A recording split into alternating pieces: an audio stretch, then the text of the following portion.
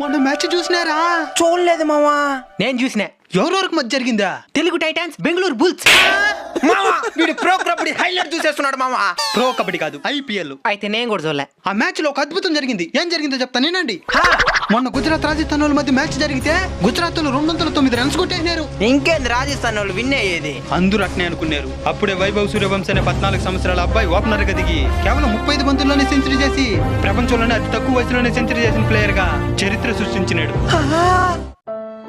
ఎందుకు బాధపడుతున్నావో? ఇంత వయసు వచ్చిన ఏం సాధించలేకపోయినావనా?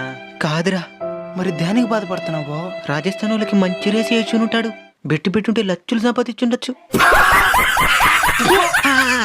బెట్టింగ్ జోలికి పోతే సర్వనాశనం అయిపోతావు. సరే ఇంక మెట్టు పోన్లే. సరేనా చరణ్, నీ వయసు ఎంత? 21. ఏవైనా సాధించినేవా? నీ వయసు ఎంత గిరి? 25. ఏవైనా సాధించినేవా?